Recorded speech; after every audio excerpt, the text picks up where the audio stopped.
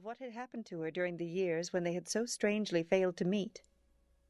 She had told him of her marriage to Fraser Leith, and of her subsequent life in France, where her husband's mother, left a widow in his youth, had been remarried to the Marquis de Chantal, and where, partly in consequence of this second union, the son had permanently settled himself.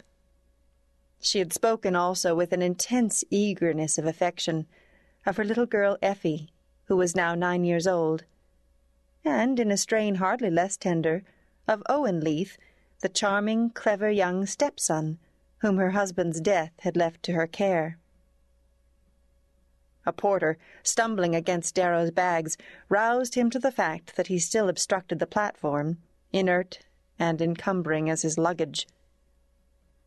"Crossing, sir?" Was he crossing? He really didn't know.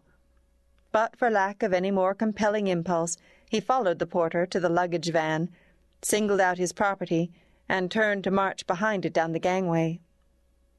As the fierce wind shouldered him, building up a crystal wall against his efforts, he felt anew the derision of his case. "Nasty weather to cross, sir," the porter threw back at him as they beat their way down the narrow walk to the pier. Nasty weather indeed, but luckily, as it had turned out, there was no earthly reason why Darrow should cross. While he pushed on in the wake of his luggage, his thoughts slipped back into the old groove. He had once or twice run across the man whom Anna Summers had preferred to him, and since he had met her again he had been exercising his imagination on the picture of what her married life must have been.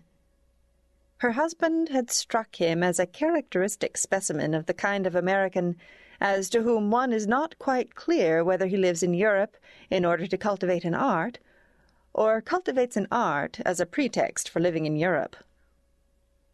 Mr. Leith's art was watercolour painting, but he practised it furtively, almost clandestinely, with the disdain of a man of the world for anything bordering on the professional, while he devoted himself more openly, and with religious seriousness, to the collection of enamelled snuff-boxes. He was blond and well-dressed, with the physical distinction that comes from having a straight figure, a thin nose, and the habit of looking slightly disgusted, as who should not, in a world where authentic snuff-boxes were growing daily harder to find, and the market was flooded with flagrant forgeries. Darrow had often wondered what possibilities of communion there could have been between Mr. Leith and his wife. Now he concluded that there had probably been none. Mrs. Leith's words gave no hint of her husband's having failed to justify her choice, but her very reticence betrayed her. She spoke of him with a kind of impersonal seriousness, as if he had been a character in a novel or a figure in history, and what she said sounded as though it had been learned by heart and slightly dulled by repetition.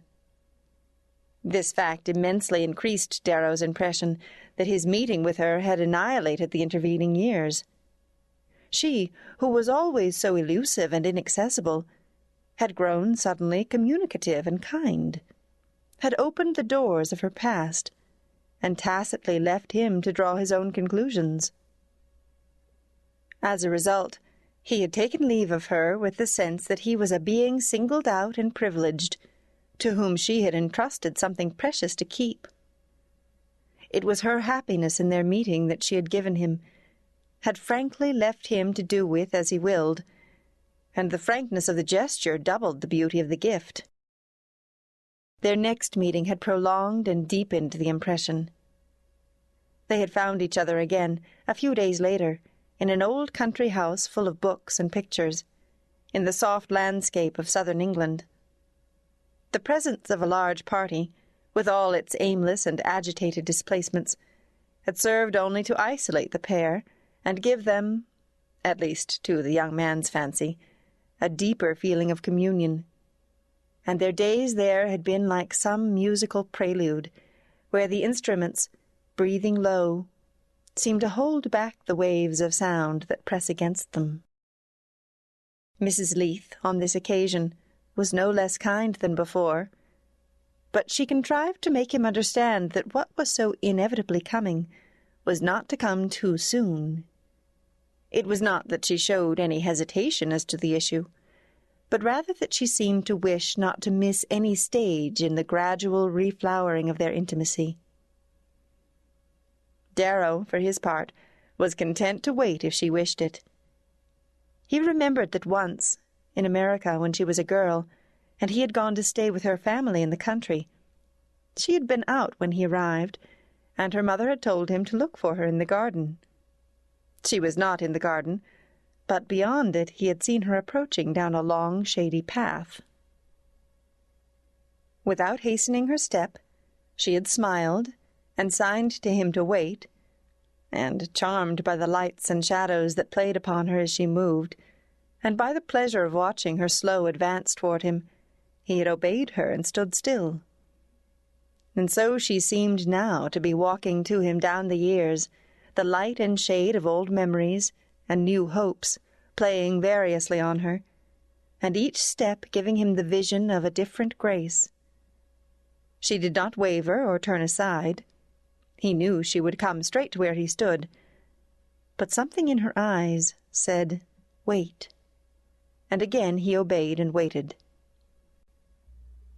On the fourth day, an unexpected event threw out his calculations.